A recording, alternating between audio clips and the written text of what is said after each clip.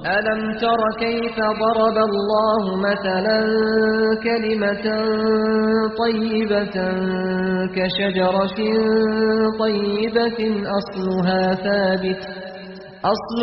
ثابت وفرعها في السماء. اعوذ باللہ من الشیطان الرجیم، بسم اللہ الرحمن الرحیم۔ رب اشرح لی صدری ویسر لی امری واحلل عقدۃ من لسانی یفقہوا قولی۔ اللہم صلی وسلم علی نبینا محمد وعلی آلہ وصحبہ اجمعین۔ السلام علیکم ورحمۃ اللہ وبرکاتہ۔ آج ہم سورہ نساء کی آیت نمبر 176 کریں گے۔ یہ انہیریٹنس کی سورہ نساء میں آخری آیت ہے۔ لاسٹ ٹائم ہم نے آیت نمبر 12 کی تھی، جس کا آدھا حصہ میاں اور بیوی کے حقوق کے بارے میں تھا اور آدھا حصہ کلالہ کے بارے میں تھا، کہ کلالہ کے وہ بہن بھائی جو مٹرنل سبلنگز ہیں، یعنی کہ میت کی اور ان بہن بھائیوں کی ماں سیم ہے لیکن باپ الگ الگ ہیں، تو ان کے حصے ہم نے لاسٹ ٹائم ڈسکس کیے تھے۔ اس دفعہ ہم دیکھیں گے آیت نمبر 176 میں اللہ سبحانہ و تعالیٰ ہمیں ان بہن بھائیوں کے حصے بتاتے ہیں جو یا تو سگے بہن بھائی ہیں میت کے، یا پھر پیٹرنل سبلنگز ہیں، یعنی کہ میت کے اور ان بہن بھائیوں کا باپ سیم ہے اور مائیں الگ الگ ہیں۔ اس آیت کے مطابق سگے بہن بھائیوں کا اور پیٹرنل سبلنگز کا سیم حصہ بنے گا کلالہ کے کیس میں۔ یہ آیت کے بارے میں ہمیں جامع ترمذی میں ایک روایت ملتی ہے کہ برا بن عازم رضی اللہ عنہ سے روایت ہے کہ آخری آیت جو نازل ہوئی یا آخری چیز جو نازل کی گئی ہے وہ یہ آیت ہے، یعنی کہ حضور پاک صلی اللہ علیہ وسلم پہ نازل ہونے والی یہ آخری آیت تھی۔ علماء کرام کا اس معاملے میں اختلاف ہے۔ 2 یا 3 مختلف ایسی آیات ہیں قرآن کی جو کہ سمجھا جاتا ہے کہ یہ قرآن کی آخری آیت تھی جو نازل ہوئی، اور ان میں سے یہ بھی ایک آیت ہے جس کے بارے میں یہ سمجھا جاتا ہے کہ یہ قرآن کی نازل ہونے والی آخری آیت تھی۔ اس سے پہلے کہ ہم آیت نمبر 176 پہ جائیں، ہم ایک حدیث دیکھتے ہیں جو کہ اس آیت سے بہت ریلیونٹ ہے اور بہت کلوزلی ریلیٹڈ ہے۔ یہ جابر رضی اللہ عنہ سے روایت ہے۔ وہ کہتے ہیں کہ میں بیمار ہوا اور میری 7 بہنیں تھیں۔ رسول اللہ صلی اللہ علیہ وسلم میرے وسلم میرے پاس آئے اور میرے چہرے پر پھونک ماری تو مجھے ہوش آ گیا۔ میں نے کہا اللہ کے رسول، کیا میں اپنی بہنوں کے لیے ثلث مال کی وصیت کر دوں، یعنی کہ 1/3 مال کی، 1/3 مال کی۔ اس پر آپ صلی اللہ علیہ وسلم نے فرمایا نیکی کرو، یعنی کہ حضور پاک صلی اللہ علیہ وسلم نے جابر رضی اللہ عنہ کو کہا کہ 1/3 کم ہے، اس سے زیادہ کرو۔ پھر حضرت جابر رضی اللہ عنہ نے فرمایا، میں نے کہا آدھے مال کی وصیت کر دوں؟ آپ صلی اللہ علیہ وسلم نے فرمایا نیکی کرو۔ پھر آپ مجھے چھوڑ کر چلے گئے اور آپ صلی اللہ علیہ وسلم نے فرمایا جابر، میرا خیال ہے تم اس بیماری سے نہیں مرو گے، اور اللہ تعالیٰ نے اپنا کلام اتارا ہے اور تمہاری بہنوں کا حصہ بیان کر دیا ہے۔ ان کے لیے 2 ثلث مقرر کیے ہیں، یعنی کہ 2/3 اماؤنٹ جو ہے پراپرٹی کی، وہ اللہ تعالیٰ نے ان کی بہنوں کے لیے مقرر کی۔ جابر رضی اللہ عنہ کہا کرتے تھے کہ یہ آیت یستفتونک قل اللہ یفتیکم فی الکلالہ میرے ہی متعلق نازل ہوئی ہے۔ یہ سنن ابو داؤد کی حدیث نمبر 2887 ہے۔ تو اب ہم آیت پڑھتے ہیں، اس کی بیک گراؤنڈ اور اس کا شان نزول ہمیں پتہ چل گیا۔ اعوذ باللہ من الشیطان الرجیم۔ یستفتونک قل اللہ یفتیکم فی الکلالہ، اے نبی صلی اللہ علیہ وسلم یہ آپ سے فتویٰ مانگ رہے ہیں، کہو کہ اللہ تمہیں کلالہ کے بارے میں فتویٰ دے رہا ہے۔ اگر کوئی شخص فوت ہو گیا اور اس کی کوئی اولاد نہیں اور نہ ماں باپ ہیں، اب جو آیت میں لفظ یوز ہوا ہے وہ ہے لیس لہ ولد، اس کی کوئی اولاد نہیں، لیکن اسکالرس نے صحابہ کرام کے ٹائم سے ہی کلالہ کی انڈرسٹینڈنگ یہی لی کہ کلالہ ایسے شخص کو کہتے ہیں جس کے نہ صرف اولاد نہ ہو بلکہ اس کے کوئی ماں باپ بھی نہ ہو. تو اس کے ٹرانسلیشنز میں ہمیشہ آپ بریکٹ میں دیکھیں گے اس کی کوئی اولاد نہیں اور نہ ماں باپ ہیں اور اس کی صرف ایک بہن ہے، تو اس کے لیے اس کے ترکے میں سے نصف ہے. اور وہ مرد یعنی کہ وہ بھائی اس بہن کا مکمل وارث ہوگا اگر اس بہن کی کوئی اولاد نہیں. یعنی کہ اللہ سبحانہ و تعالیٰ ہمیں بتاتے ہیں کہ اس کلالہ شخص، مرنے والے کلالہ شخص کا کی صرف ایک بہن ہے، تو اس بہن کو 50% اس کی پراپرٹی مل جائے گی. لیکن فرض کریں کہ اگر وہ بہن پہلے مر جاتی ہے تو ظاہر ہے ان کے والدین تو نہیں ہیں دونوں بہن بھائیوں کے، اور اس بہن کی کوئی اولاد بھی نہ ہو تو یہ بھائی اس کی پراپرٹی کا مکمل وارث ہوگا. اب اس میں ایک کیس سیناریو بن سکتا ہے کہ وہ بہن جو ہے وہ میرڈ ہو، اس کیس میں پہلے شوہر کا حصہ اس کو دیا جائے گا اور جو بھی بچے گا وہ اس بھائی کو، اس کلالہ بھائی کو دے دیا جائے گا اس بہن کے ترکے میں سے. اس کے بعد دوسرا جو کیس سیناریو ہے وہ یہ ہے کہ اگر 2 یا 2 سے زیادہ بہنیں ہوں تو وہ ترکے میں سے 2/3 کی حقدار ہوں گی، اور اگر کئی بہن بھائی ہوں تو ایک مرد کے لیے 2 عورتوں کے برابر حصہ ہوگا. اب اگر آپ نوٹ کریں اور غور کریں تو یہ وہی حصے ہیں جو آیہ نمبر 11 میں اللہ سبحانہ و تعالیٰ نے اولاد کو دیے تھے. بالکل اسی طریقے سے یہاں پہ کیونکہ کلالہ کی کوئی اولاد نہیں ہے تو وہی حصے اس کے سگے بہن بھائیوں کو یا پھر اس کے پیٹرنل سبلنگز کو دے دیے جائیں گے. اس سے آگے اللہ سبحانہ و تعالیٰ فرماتے ہیں یبین اللہ لکم ان تضلوا، اللہ تعالیٰ تمہارے لیے واضح کیے دیتا ہے تاکہ تم گمراہ نہ ہو جاؤ. اللہ تعالیٰ نے ہم لوگوں کو یہ ایک سمجھ لیں کلوزنگ سٹیٹمنٹ بتائی کہ میں نے اب تمہارے لیے ان سارے اصولوں کے ذریعے تمہارے حصے وراثت میں مقرر کر دیے ہیں. یبین اللہ، الگ الگ کر کے بیان کر دیے ہیں تاکہ تم اپنے راستے سے گمراہ نہ ہو جاؤ. اگر کوئی انسان اب اپنی کم عقلی کی وجہ سے، اپنی بے وقوفی کی وجہ سے اللہ تعالیٰ کی ان حدود کو آبزرو نہیں کرتا، اللہ تعالیٰ کی ان حدود کو توڑتا ہے، تو وہ اس کی اپنی غلطی ہے. اللہ سبحانہ و تعالیٰ نے ہمیں کلیئر کر دیا تاکہ ہم اپنی آخرت ان اصولوں کو توڑ کے خراب نہ کریں.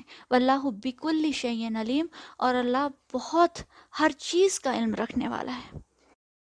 یہاں تک تو ہم نے اب یہ ساری آیات دیکھ لیں، آیہ نمبر 11، آیہ نمبر 12 اور اب آیہ نمبر 176. یہ جو حصے اللہ سبحانہ و تعالیٰ نے بہن بھائیوں کے بتائے ہیں یہ کلالہ کے کیس میں بتائے ہیں. تو ایک کویشچن یہ رہ جاتا ہے کہ اگر ایک شخص کلالہ نہیں ہے تو پھر اس کی جائیداد میں بہن بھائیوں کا کیا حق ہے.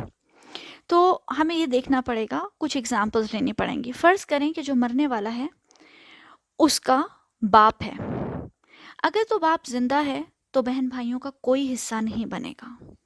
باپ کے ہوتے ہوئے بہن بھائی جو ہیں وہ کمپلیٹلی بلاک ہو جاتے ہیں، بہن بھائیوں کو کچھ نہیں دیا جاتا. دوسرا کیس سیناریو یہ ہے، فرض کریں باپ نہیں ہے لیکن بیٹا ہے، تو بیٹا اگر ہو تو اس کیس میں بھی بہن بھائیوں کو کچھ نہیں ملے گا. یہ 2 رشتے ایسے ہیں جس کے کیس میں بہن بھائیوں کو کچھ نہیں ملتا، بہن بھائی کمپلیٹلی بلاک ہو جاتے ہیں، ایک باپ اور ایک بیٹا.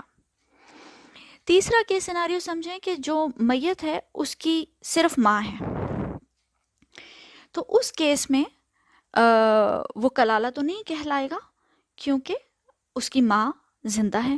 تو اس کیس میں ماں کا حصہ دینے کے بعد بہن بھائیوں کو بھی ان کے حصے دیے جائیں گے. ماں کسی بھی بہن بھائی کو بلاک نہیں کرے گی. اور آخری کیس جو تھوڑا سا کمپلیکیٹڈ ہے وہ ہے بیٹیوں کا. اب بیٹیاں اگر فرض کریں کہ مرنے والے کی ایک بیٹی ہے یا بیٹیاں ہیں، اس کیس میں بیٹیوں کو ان کا حصہ دے کے اور جو باقی بچے گا وہ میت کے بہن بھائیوں کو دے دیا جائے گا، خاص طور پہ سگے بہن بھائیوں کو. اگر سگے بہن بھائی نہیں ہیں تو پھر ایسے بہن بھائیوں کو دیکھا جائے گا جن کا باپ سیم ہے، یعنی کہ پٹرنل سبلنگس کو. سگے بہن بھائیوں کی ایبسنس میں بیٹیوں کو ان کے حقوق دے کے، ان کے رائٹس دے کے، اور پیٹرنل سبلنگس کو حصہ دیا جائے گا. اور اب تیسرا کیس یہ ہے کہ نہ سگے بہن بھائی ہیں، نہ پیٹرنل سبلنگس ہیں، صرف میٹرنل سبلنگس ہیں، یعنی کہ مرنے والے کے صرف ایسے بہن بھائی ہیں جن کی ماں کامن ہے. تو اس کیس میں بیٹیاں جو ہیں وہ ان کو بلاک کر دیں گی. بیٹیوں کے ہوتے ہوئے میٹرنل سبلنگس کو کچھ بھی نہیں ملے گا. اس کیس میں بیٹیوں کو ہی 100% جائیداد دے دی جائے گی. اب اگلا ایک بہت امپورٹنٹ رول یہ ہے کہ سارے حصے دینے کے بعد، سارے حقداروں کو ان کے حصے دینے کے بعد جو بھی اماؤنٹ پراپرٹی کی بچے گی وہ سب سے قریبی مرد رشتہ دار کو دے دی جائے گی. حضرت ابن عباس رضی اللہ عنہ سے روایت ہے کہ نبی کریم صلی اللہ علیہ وسلم نے فرمایا، میراث کے حقداروں تک حق پہنچا دو، اور جو کچھ باقی بچے وہ سب سے زیادہ قریبی مرد عزیز کا حصہ ہے. یہ صحیح بخاری کی حدیث ہے 6732. اس کی ایک ایسی اگزامپل لے لیں کہ فرض کریں ایک شخص جس کی وفات ہوئی ہے، اس کی ایک بیٹی ہے، ایک ماں ہے اور ایک بیوی ہے، اور ایک اس کا سگا بھائی ہے. تو اس کیس میں کیا کیا جائے گا کہ 50% تو بیٹی لے جائے گی، کیونکہ جب ایک بیٹی ہوتی ہے تو اسے 50% مل جاتا ہے جائیداد کا. ماں کو 1/6 مل جائے گا، میت کی ماں کو 1/6 مل جائے گا جو کہ 16.7% بنتا ہے، اور میت کی بیوی کو 8واں حصہ مل جائے گا جو کہ 12.5% بنتا ہے.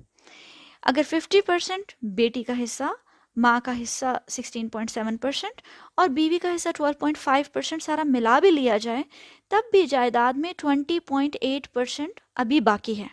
تو اس کیس میں وہ حصہ جو ہے وہ میت کے سگے بھائی کو دے دیا جائے گا، کیونکہ وہ سب سے زیادہ قریبی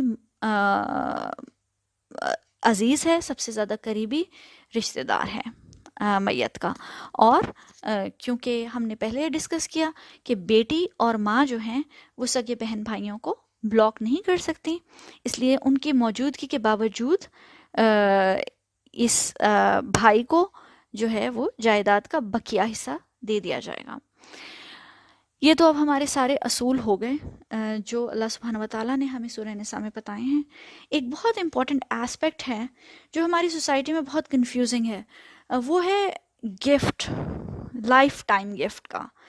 اکثر لوگ زندگیوں میں بچوں کو کچھ جائیداد دینے کی کوشش کرتے ہیں، یا سمجھتے ہیں کہ شادیوں کے وقت بیٹیوں کو ان کی انہیریٹنس میں حصہ دے دیا جائے. تو یہ ایک بہت بڑا مسکنسیپشن ہے، بہت بڑی غلطی ہے. اس طرح سے زندگی میں انہیریٹنس کے یا وراثت کے حصے نہیں دیے جا سکتے. آپ جو بھی چیز زندگی میں اپنے بچوں کو دیتے ہیں وہ گفٹ ہوتا ہے، اسے ہبہ کہتے ہیں، اور اس کا جائیداد کے حصوں سے کوئی تعلق نہیں ہے. زندگی میں جو گفٹ کیے جاتے ہیں وہ آپ ان پرسنٹیجز میں نہیں کرتے جو کہ سورہ نساء میں بیان کی گئی ہیں. اس بات کا ہمیں ایک حدیث سے پتہ چلتا ہے جو کہ حضرت جابر رضی اللہ عنہ سے روایت ہے کہ حضرت بشیر رضی اللہ عنہ حضور صلی اللہ علیہ وسلم کے پاس آئے اور انہوں نے بتایا کہ میں اپنے ایک بیٹے کو ایک غلام ہبہ کرنا چاہتا ہوں، ایک غلام گفٹ کرنا چاہتا ہوں. تو حضور پاک صلی اللہ علیہ وسلم کو انہوں نے ریکویسٹ کی کہ کیا آپ میرے اس گفٹ پہ گواہ بنیں گے؟ تو حضور پاک صلی اللہ علیہ وسلم نے ان سے پوچھا کیا تمہاری اور اولاد ہے؟ تو بشیر رضی اللہ عنہ نے فرمایا جی میرے اور بھی بچے ہیں. اس پہ حضور صلی اللہ علیہ وسلم نے کہا کیا ان سب کو بھی تم نے اس طرح کا کوئی عطیہ یا کوئی گفٹ دیا ہے جس طرح کا تم اسے دے رہے ہو؟ تو انہوں نے جواب دیا نہیں. اس پر آپ صلی اللہ علیہ وسلم نے فرمایا یہ درست نہیں ہے اور میں صرف حق پر گواہ بنتا ہوں. یہ صحیح مسلم کی روایت ہے، اور اس سے ہمیں صاف صاف پتہ چلتا ہے کہ لائف میں جو بھی چیز آپ ایک بچے کو دے رہے ہیں وہ آپ کو سب بچوں کو ایکویلٹی کے ساتھ دینی ہوگی. بہت سارے اسکالرز نے اس بات کو ڈسکس کیا ہے کہ کیا زندگی میں اگر آپ بچوں کو کچھ گفٹس دیں تو اس میں بھی 2:1 بیٹوں اور بیٹیوں کی ریشو رکھنی ہوگی یا ان کو ایکول دینا ہوگا. تو اس میں میجورٹی اسکالرس کی رائے یہی ہے کہ گفٹ جب دیا جائے گا تو وہ ایکویلٹی کے ساتھ دیا جائے گا اور اس میں سب کا حصہ برابر ہوگا. اس کو جائیداد کے حصوں کی طرح نہیں دیا جائے گا. حضور پاک صلی اللہ علیہ وسلم نے فرمایا اللہ تعالیٰ سے ڈرو اور اپنی اولاد میں برابری کرو. اس لیے آپ کسی ایک کو گفٹ دے کے دوسرے کو محروم نہیں رکھ سکتے، کیونکہ کسی ایک کو گفٹ دینے سے آپ فرض کریں ایک پراپرٹی ایک بچے کو گفٹ کر رہے ہیں تو اس سے آپ دوسرے بچوں کا جائیداد میں حصہ کم کر دیں گے. تو جائیداد ایک ایسی چیز ہے، یہ انہیریٹنس کے لا جو ابھی ہم نے پڑھے ہیں وہ ایک ایسی چیز ہے جو صرف اس وقت ایکٹیویٹ ہوتے ہیں جب ایک انسان کا انتقال ہوتا ہے. انتقال سے پہلے آپ وہ 1/8 1/4 1/6 2/1 ریشوز یہ سب کچھ نہیں لگا سکتے. زندگی میں آپ کسی کو جو بھی چیز دیں گے وہ ایک گفٹ ہوگا اور اس میں آپ کو برابری کا معاملہ کرنا چاہیے. اور جیسے ہی کسی شخص کا انتقال ہوگا تو اس وقت اس کی موت کے وقت اس کے پاس جو بھی پراپرٹی ہوگی اس کو اللہ سبحانہ و تعالیٰ کے اصولوں کے مطابق بانٹا جائے گا. اور بہت دفعہ لوگ سمجھتے ہیں کہ شاید بیٹیوں کو جہیز میں اگر ان کی وراثت کا حصہ دے دیا جائے تو پھر باپ کے انتقال کے وقت ان کا کوئی حصہ نہیں. ایسی بات نہیں ہے. اگر آپ نے ڈیسائیڈ کیا ہے کہ آپ ایک بیٹی کو شادی کے وقت کوئی گفٹ دینا چاہتے ہیں تو آپ کو چاہیے کہ آپ سب بچوں کو اسی ویلیو کا گفٹ اپنی زندگی میں دیں. اور جب ایک انسان کا انتقال ہوگا تو اس کی جو بھی پراپرٹی ہوگی اسے اللہ سبحانہ و تعالیٰ کے اصولوں کے مطابق بانٹنا پڑے گا. اور کسی کا اس وقت آپ رائٹ اس لیے نہیں ختم کر سکتے کہ اسے آپ نے زندگی میں کوئی گفٹ دیا ہوا ہے. ایک اور چیز بھی بہت کامن ہے ہماری سوسائٹی میں کہ ہم لائف ٹائم گفٹس دے دیتے ہیں. اکثر لوگ اپنی بیویوں کو کوئی پراپرٹی کوئی اپارٹمنٹ دے دیا اور پھر یہ سمجھا جاتا ہے کہ شاید جب اگر فرض کریں آپ نے بیوی کو پراپرٹی دے دی، اب بیوی کا اگر انتقال پہلے ہو گیا تو یہ سمجھا جاتا ہے کہ شاید وہ پراپرٹی آٹومیٹیکلی آپ کے نام واپس ٹرانسفر ہو جائے گی. لیکن ایسی بات نہیں ہے. جابر رضی اللہ عنہ سے روایت ہے کہ نبی اکرم صلی اللہ علیہ وسلم نے فرمایا جس آدمی کو عمرہ دیا گیا، عمرہ ایسے گفٹ کو دیتے ہیں جو لائف ٹائم گفٹ ہو، جس آدمی کو عمرہ دیا گیا وہ اس کا ہے اور اس کے گھر والوں یعنی ورثاء کا ہے، کیونکہ وہ اسی کا ہو جاتا ہے جس کو دیا جاتا ہے. عمرہ دینے والے کی طرف نہیں لوٹتا، اس لیے کہ اس نے ایسا عطیہ کر دیا ہے جس میں میراث ثابت ہو گئی ہے. یہ جامع ترمذی کی 1350 حدیث ہے. اور اس سے یہ ثابت ہوا کہ جب آپ نے کسی کو گفٹ دے دیا تو وہ اب گفٹ جو ہے وہ اس شخص کو جس کو آپ نے دیا ہے اس کی جائیداد کا حصہ بن گیا ہے.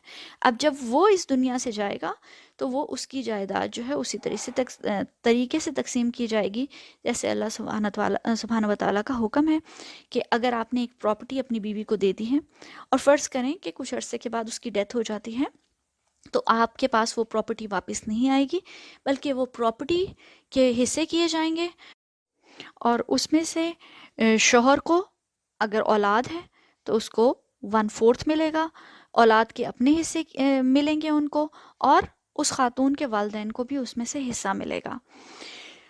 گفٹ جو ہے وہ جب ایک دفعہ ہمارے دین میں دے دیا جاتا ہے تو اس کو واپس نہیں لیا جا سکتا.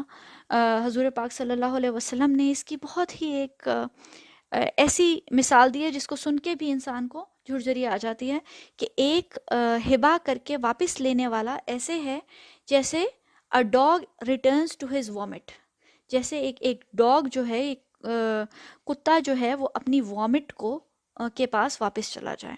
تو یہ اتنی ایک ڈسکسٹنگ مثال ہے. حضور پاک صلی اللہ علیہ وسلم کا بعض دفعہ ہمیں قرآن اور حدیث میں ڈسکسٹنگ مثالیں ملتی ہیں اور اس کا مقصد یہ ہوتا ہے کہ اگر آپ کو یہ مثال سن کے اتنی کراہت آ رہی ہے تو اتنی ہی کراہت والا یہ عمل ہے کسی کو گفٹ دے کے اس کو واپس لینا. اس لیے اس چیز کو بہت سیریسلی لینا چاہیے. اور لائف ٹائم میں جو گفٹس دیے جاتے ہیں اس کا انہیریٹنس سے کوئی تعلق نہیں ہے. اگر آپ زندگی میں ہی اپنی پوری جائیداد اپنے بچوں کو گفٹ کرنا چاہتے ہیں تو اس میں آپ پھر انہیریٹنس کے اصول نہیں لگائیں گے، بلکہ اپنے اولاد میں برابری سے گفٹس بانٹیں گے، اور وہ گفٹس پھر ان کی انہیریٹنس کا حصہ بن جائیں گے. اور گفٹ دینا جو ہے وہ آپ کا رائٹ ہے، اور اس سے آپ کو کوئی روک نہیں رہا، سوائے اس کے کہ وہ گفٹ جو ہے وہ فیئر ہو تمام اولادوں میں. اور فرض کریں اگر آپ بیوی کو دے رہے ہیں اور کسی کی ایک سے زیادہ بیویاں ہیں تو وہ گفٹ اسی طرح کا گفٹ سب بیویوں کو دیا جائے. تو یہ ہماری انہیریٹنس کی ساری ڈسکشن تھی. ایک ڈسکلیمر یہی ہے کہ یہ بالکل بیسک لیول پہ ہم نے انہیریٹنس پڑھی ہے. انہیریٹنس ایک بہت ڈیپ سبجیکٹ ہے، اور اوور دا ایئر صحابہ کرام نے اور اسکالرز نے جتنے کیسز آئے ان کو انڈیویجولی ڈیل کیا. بعض دفعہ اس سے فردر اسپیشل کیسز نکلتے آئے، جیسے بعض دفعہ ایسا ہوتا ہے کہ جائیداد زیادہ ہو اور حصے لینے والے کم ہوں، تو اس کیس میں رد کا اصول لگایا جاتا ہے، جو کہ حضرت عمر کے زمانے میں شروع ہوا. اور اسی طرح اول کا اصول ہوتا ہے جس کی بہت کمپلیکیٹڈ میتھمیٹکس ہے، کہ پراپرٹی کم تھی اور حصے لینے والے زیادہ آ گئے، تو اس کیس میں پھر ہر کسی کے حصوں کو ریڈیوس کر دیا جائے گا اکارڈنگلی پروپورشنیٹلی. جب آپ ان چیزوں کی میتھمیٹکس دیکھتے ہیں تو آپ کو بہت حیرانگی ہوتی ہے کہ ہمارے صحابہ کرام رضی تعالیٰ عنہم، ان کی میتھمیٹیکل نالج اور ان کی اسٹریٹیجک ایبلٹی اتنی زبردست تھی کہ ابھی ہم اپنے کیلکولیٹرز اور اپنے کمپیوٹرز کے باوجود اس طرح کا کمپلیکس میتھس نہیں کر سکتے جیسے کہ انہوں نے ان کیسز کے ساتھ ڈیل کیا. تو ابھی ہم نے بالکل سرفیس ٹچ کی ہے ان ساری نالج کی. اور اللہ تعالیٰ کا بہت کرم اور فضل ہے کہ ٹیکنالوجی کی وجہ سے اب بہت سارے کیلکولیٹرز اویلیبل ہیں. میں آپ لوگوں کے ساتھ ایک ویب سائٹ شیئر کروں گی جو میں نے خود بہت اس پہ اگزامپلز ڈال کے اس کو چیک کیا ہے، اور وہ بالکل پرفیکٹ شریعت کے اصولوں کے مطابق کیلکولیٹر ہے، اور بہت پریسائسلی وہ کیلکولیٹ کرتا ہے، اور تمام احادیث اور تمام آیات کی روشنی میں وہ کیلکولیشن کی جاتی ہیں. ایک اور ویب سائٹ ہے، ڈاکٹر نعمان شاد ہوتے ہیں پاکستان میں، اللہ تعالیٰ ان کو بہت اجر دے، کہ انہوں نے ایک ویب سائٹ بنائی ہے جس میں انہوں نے لکھا ہے انہیریٹنس لا میڈ ایزی. اور وہ واقعی انہوں نے بہت ایفرٹ کی ہے وہ ویب سائٹ بنانے میں، اور وہ اس کا لنک بھی میں آپ لوگوں کے ساتھ شیئر کر دوں گی.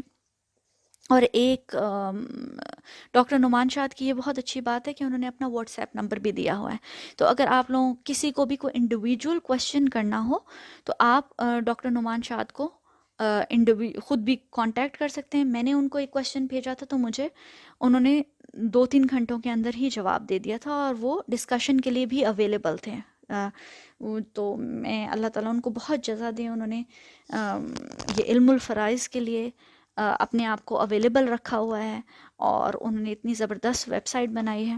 تو یہ سارے ریسورسز میں آپ کے ساتھ شیئر کر لوں گی، اور اللہ تعالیٰ ہمیں ہمارے علم میں اضافہ فرمائے اور ہمیں زیادہ سے زیادہ سمجھنے کی توفیق عطا فرمائے. اب بس آخری چیز جو میں نے آپ لوگوں کے ساتھ شیئر کرنی ہے وہ ایگزامپلس ہیں، اور جو بھی ایگزامپلس میں بھجوا دوں گی آپ لوگوں کو، وہ ایک دفعہ آپ سب لوگ گو تھرو کر لیں، اور اگر کسی کو کوئی بات سمجھ نہ آئے اس میں تو انشاءاللہ اگر مجھے سمجھ آئی تو میں آپ لوگوں کو ضرور سمجھانے کی کوشش کروں گی، ورنہ آپ کوئی بھی کویشچن ہو تو انشاءاللہ ڈاکٹر نعمان شاد کا بھی واٹس ایپ نمبر اویلیبل ہے. جزاک اللہ خیراً کثیرہ. اللہ تعالیٰ ہمیں اس علم سے فائدہ اٹھانے کی توفیق عطا فرمائے، اور اپنے ارد گرد کے لوگوں کو بھی علم پہنچانے کی توفیق عطا فرمائے، اور سب سے بڑھ کر اللہ تعالیٰ ہمیں علم حاصل کرنے کے بعد عمل کی توفیق عطا فرمائے. جزاک اللہ خیراً کثیرہ. السلام علیکم ورحمۃ اللہ وبرکاتہ.